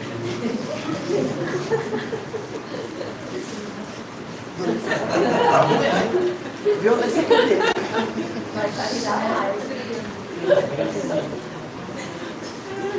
Não pegou na canela, que eu estou assim, diferente. Pegou na panturrilha. Mas hoje existe uma divisão no mundo em 2 blocos de capitalismo. O capitalismo de taxa de lucro e de massa de lucro. O de taxa de lucro está centrado aonde? Nos países da OCDE, Organização para a Cooperação e Desenvolvimento Econômico. Estados Unidos, União Europeia, Japão, Coreia do Sul, Canadá, certo? Isso mesmo. É engraçado que em todos esses países as medidas econômicas são as mesmas. Cortar gastos públicos sociais, né? Privatizar empresas. É o mesmo modelo que o pessoal chama de neoliberal. Não é só neoliberal, é o modelo da teoria da escolha pública. Os neoliberais é um grupo marginal dentro desses grupos conservadores, reacionários, certo?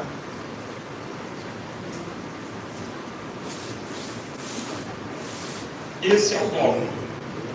É o que fez o chanceler alemão na semana passada fazer um discurso, Friedrich Merz, fazer um discurso dizendo assim, nós temos aposentadoria demais, nós temos direitos demais, não dá para sustentar esse Estado social, que está rompendo com Bismarck lá em 1870. É o que faz o comandante da OTAN, Mark Rutte, um general holandês, dizer o seguinte, nós precisamos gastar mais com armas, tem muito direito para ser cortado. Certo? Porque uma arma é como um iPhone. Um parafuso de um avião custa $800, um parafuso simples. Certo? A taxa de lucro é altíssima. Você tem 5 companhias americanas que dominam o setor bélico. 5. Né? Taxa de lucro. E produzir pobreza. Em 1980, havia 13 bilionários nos Estados Unidos. Hoje são mais de quase 800. Tá? Ao mesmo tempo, as camadas assalariadas perderam 25% da sua renda real. E a renda real? Se eu podia comprar 100 copinhos d'água, agora só posso comprar 75. Trabalhando mais, inclusive. Certo? Então, empobrecimento. Há muitos autores sobre isso, o tempo é curto, não dá para eu relatar o nome dessa bibliografia toda. E é o capitalismo de taxa de lucro. É aquele capitalismo que quer eliminar regras, regulações. É o capitalismo que pode conviver muito bem com as milícias dominando os bairros, com as facções dominando os bairros, em que as facções estão ligadas ao setor financeiro, né? Em outros países, no Brasil não. Em que as fintechs estão lavando dinheiro do tráfico de drogas, né? É esse o capitalismo de taxa de lucro, que muita gente chama de barbárie. A gente pode chegar na barbárie. Não, o capitalismo nasceu como barbárie. Certo? E existe um capitalismo de massa de lucro, que está centrado na China,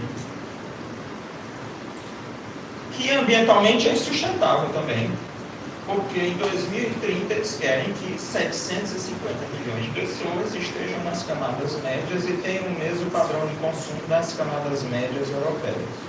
O planeta não suporta.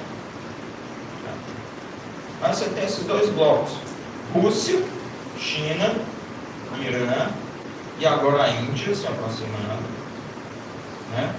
Esses 4 países. A aproximação da Índia foi muito veloz. O Trump ligou pelo menos umas 5 vezes para o primeiro-ministro indiano, Narendra Modi, e ele não atendeu. Né? Você quer? Legal. Olha, o presidente Trump quer falar com o senhor, diz aí que eu não estou não. Estou ocupado. Né? Diga a ele que liga amanhã, fica legal isso. Então, esses 4 países formam um bloco. Há outros países que estão próximos: Bielorrússia, Belarus, Sérvia, né? A Armênia fica dançando, a África do Sul é pressionada, o Brasil fica entre os dois polos.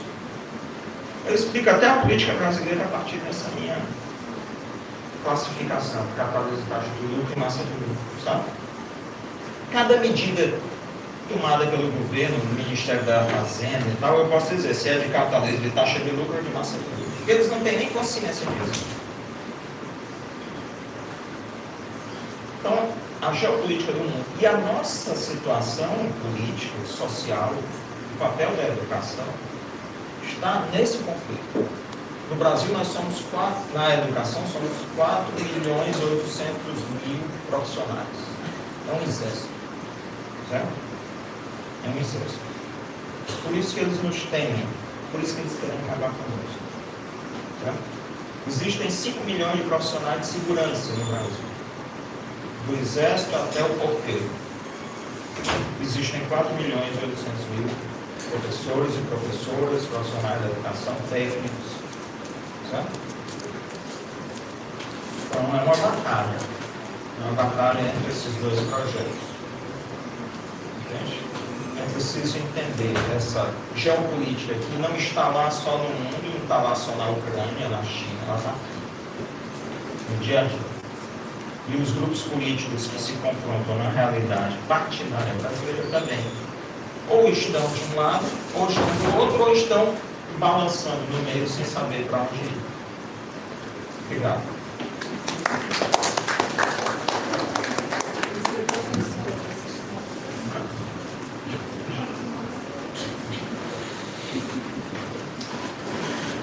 Nos sentimos desafiados, né?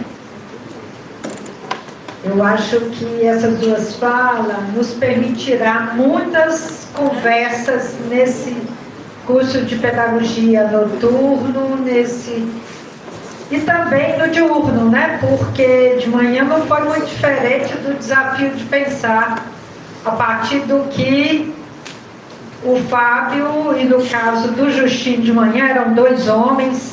No noturno a gente pediu muito a Margarete que viesse, porque nós queríamos uma mulher, né? Aqui a gente tenta trabalhar com paridade. Então, nós pensamos em terminar o dia, esse debate, até às 21 horas, conforme a programação divulgada. Aí eu queria abrir aí umas questões. Também nós temos o sorteio de livros. Eu imagino que tem muita gente aqui que gosta de livros. Então, nós Mas, Babi,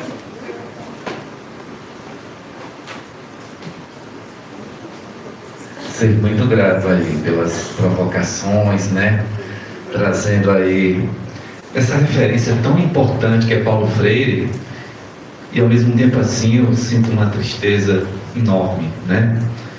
De tanto tempo que esse homem, né, está presente na nossa vida nacional, e nós estamos muito longe na educação pública brasileira realmente dela ser freiriana, né? E aí as provocações do professor Fábio também, de nos situar, assim, qual é o papel da educação nesse atual estado de capitalismo.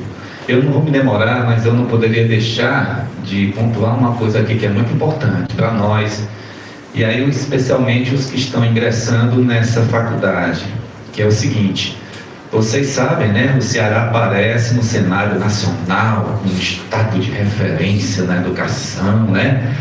Temos as 80 melhores escolas do ensino médio em tempo integral, 46%, se eu não me engano, das nossas escolas de quinta e sexta série também do Ceará são as melhores do Brasil, etc, etc, etc. E aí por aí eu venho dizendo o seguinte: dizer que o Ceará é o primeiro no ranking nacional é dizer que é o mais neoliberal, é o mais ajustado a essas políticas que o professor Fábio estava trazendo. E desafio aos responsáveis por esse projeto de educação em voga no Ceará me provar que tem qualquer coisa do Paulo Freire, por exemplo, nisso. O que tem de educação popular? O que tem de educação de classe? De preparação dessas novas gerações do cearense, não para se inserir de maneira subalternizada nesse atual estágio do capitalismo aqui no Ceará, inclusive governado pelas esquerdas, que eu apoio e vou continuar apoiando, porque tem coisa pior que quer tomar o governo. Mas é importante que nós tenhamos clareza de qual é o nosso papel como educadores. E aí eu vou finalizar propondo uma coisa muito concreta, porque eu venho da educação indígena. Nós não temos ainda hoje um sistema próprio de educação indígena, né? Nós temos 3 sistemas: sistema federal, sistema estadual e sistema municipal, como vocês sabem. E aí as escolas indígenas do Ceará, vocês não têm noção se vocês não conhecem o cotidiano de como é que é isso. Elas têm sido, como diz o filho da pequena, o cacique lá do Ginipapo Canindé, ele diz assim: nós cria e o Estado se apropria. Cada vez mais essa lógica da educação pública nacional toma de conta das escolas indígenas, inclusive com a provinha Brasil, Espaécio e outras coisas do gênero, né? E com o aval, inclusive, de alguns indígenas que nós, inclusive, formamos na universidade, porque o capitalismo feito remidas, que tudo que toca vira ouro, esse poder que está aí, inclusive nós das esquerdas, estou dizendo isso para nós. Quando as pessoas vêm dos movimentos sociais, dos partidos de esquerdas e começam a trabalhar na máquina pública, na esfera governamental, começa a reproduzir a cultura e a lógica desse tipo de poder que está aí. Então são desafios enormes que nós temos pela frente. Para a gente um dia, quem sabe, professores, imaginar que a gente pode falar de uma educação pública brasileira que tenha realmente assim, pelo menos flertado, sintonizado, né, incorporado alguma coisa do Paulo Freire, né, do projeto dele de ser uma educação realmente libertadora. Fica a provocação para vocês, muito grato pela escuta. Eu não sei se é o tempo, mas eu não vi outras mãos levantadas. Mas como nós também temos claro que os debates, eles não precisam se encerrar no tempo que ele tem uma primeira caminhada, e considerando que para os ingressantes, né, eles vão ter aqui 8 semestres para construírem diálogos com a teoria freiriana e todas as outras, na diversidade que essa faculdade trabalha, a gente pode construir. Então eu vou devolver, e não pode ser 30 minutos, aí para vocês, e aproveitando para que a gente possa se despedir. Então eu vou começar pelo Fábio e terminar com a Margarete. Obrigado. 25 tá bom. Tem lista, mas eu só produzir. Dá atenção. Bem, apesar de tudo isso que eu coloquei, eu sou otimista. Tá? Sou otimista. Acho que é possível a humanidade resolver esse problema. A humanidade já passou por desafios imensos. Há 70 mil anos atrás houve uma morte generalizada. Outras espécies humanas também desapareceram e nós ficamos. Então é possível a gente resolver, eu acredito que é possível. Senão eu desistiria, né? Mas eu não desisto. E agradeço a vocês por me chamarem e confiarem. O que eu apresentei aqui é a minha leitura, como eu já disse, né? Eu não vi ninguém trabalhar isso. Geralmente o pessoal trabalha geopolítica assim, o pessoal odeia os chineses, os europeus se acham superiores, esses americanos. Eu quero explicar por aí, eu quero explicar por razões baseadas na economia política. Então essa é a minha explicação. Espero em breve ter um texto que será publicado. Vai ser a minha tese titular. Né? Eu estou escrevendo. Tomara que seja uma boa notícia.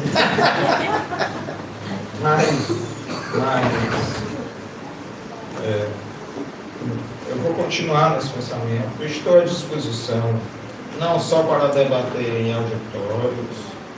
Eu digo sempre que o pessoal me chama para uma live, ou o próprio Nonato Lima, que faz um programa na rádio universitária, na rádio da UFC, né? Quem não conhece, a rádio está no 107,9, a rádio FM. E toda segunda-feira ele me chama para falar um pouco, uma entrevista. Aí ele me agradece. Aí eu vou lhe agradecer. Não, eu que agradeço, porque se eu não falar, eu morro. Então eu estou à disposição. O movimento estudantil me chamar para um pequeno debate, eu vou. Professores e professores me chamarem para a sala de aula para um pequeno debate, eu vou. Tá? Estou à disposição. Tendo saúde, a minha saúde não é mais muito boa, mas tendo força, eu vou. Entende? Estou à disposição. Obrigado a vocês. Um agradecimento.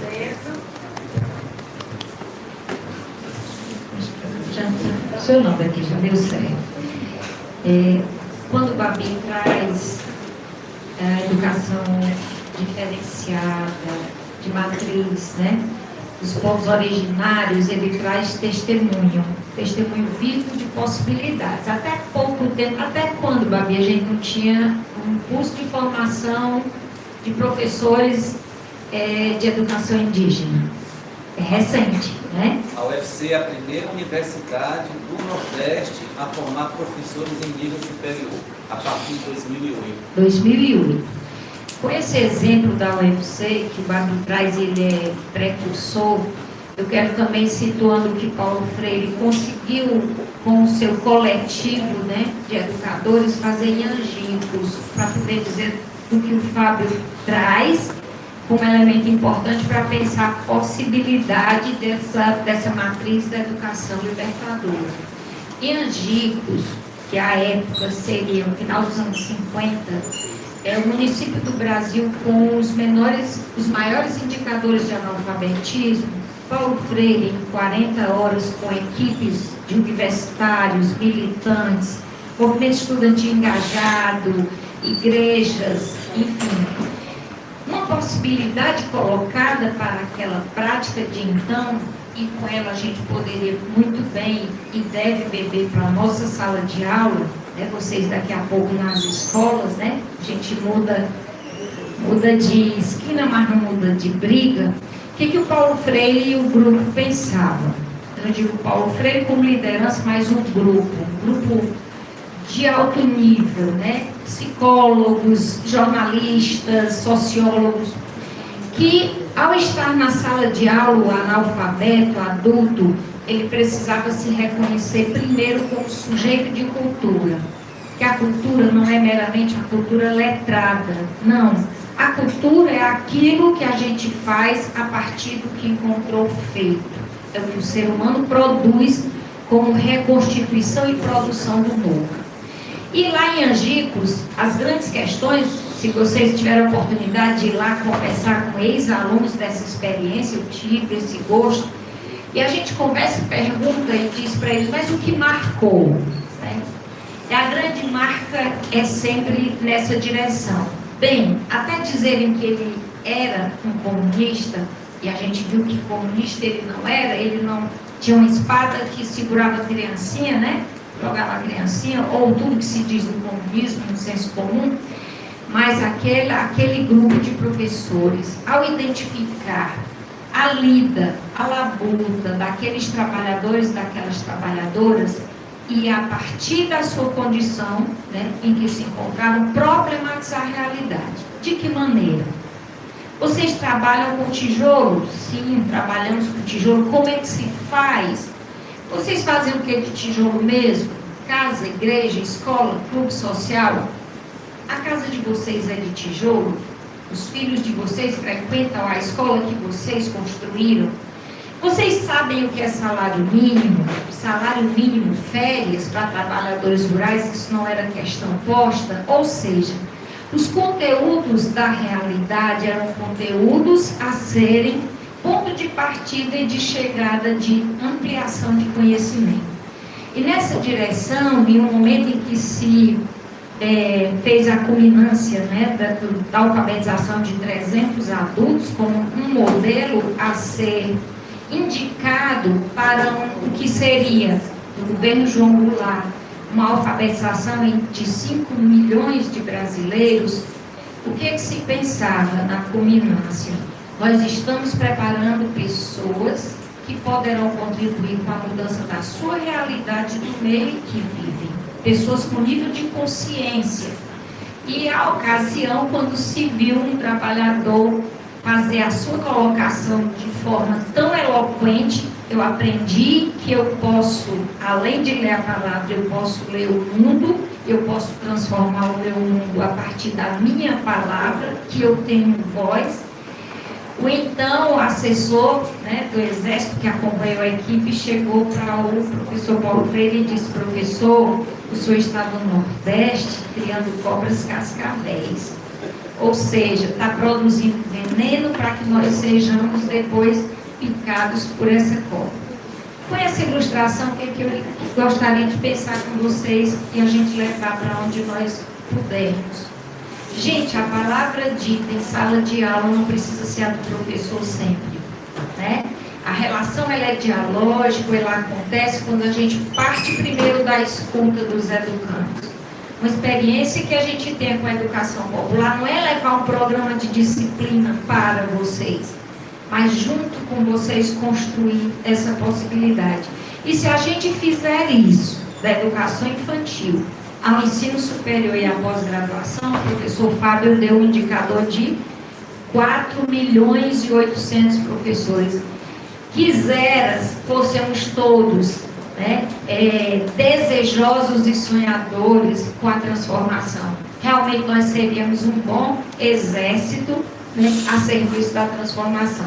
Então, segundo, e a partir de Paulo Freire, eu diria ele não como referência única, ele é um entre tantos, há muitos educadores que nos inspiram, mas essa inspiração de um nordestino que soube o sentido e o gosto da fome, cuja maior decepção na vida como adolescente foi ser flagrado roubando fruta, poder depois dizer, o homem do povo tem a fala e o poder, que nós podemos aglutinar no coletivo e dizer, nós somos gente e nós podemos.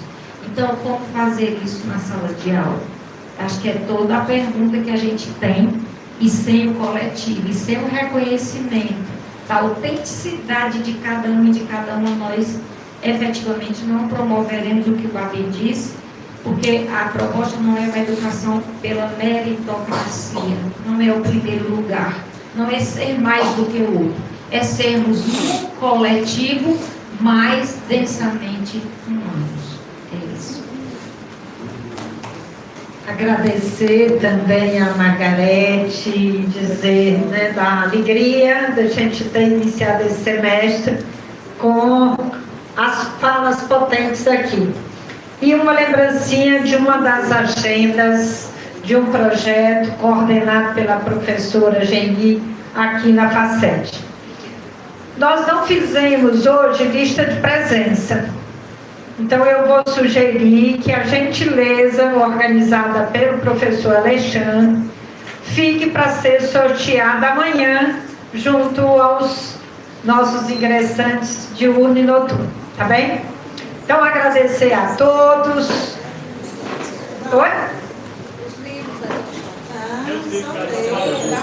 Porque não tem lista. Como é que vocês podem?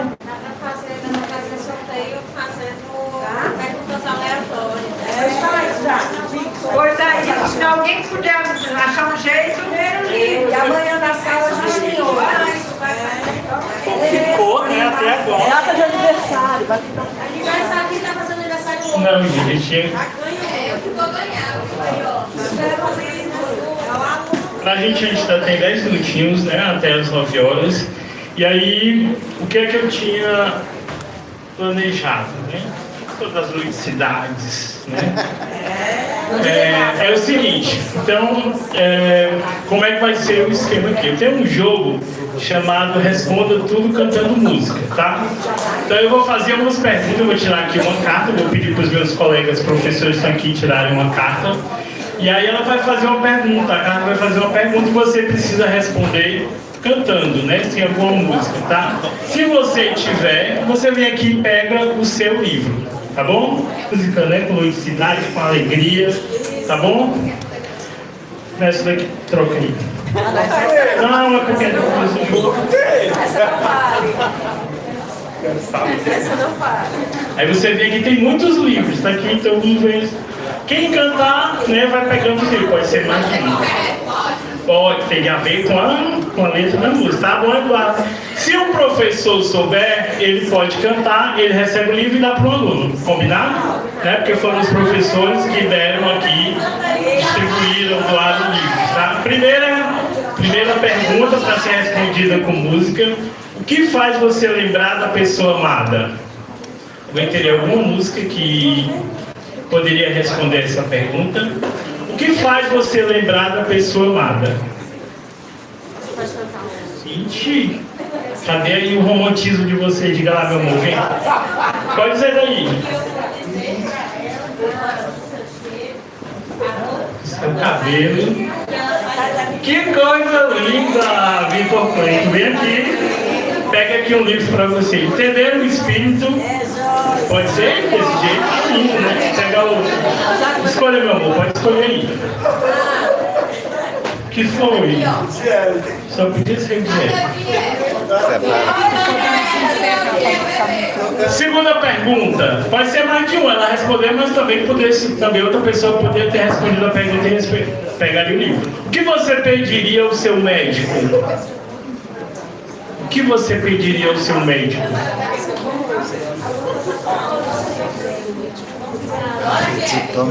Senão a gente vai passando. Já saiu o cheiro.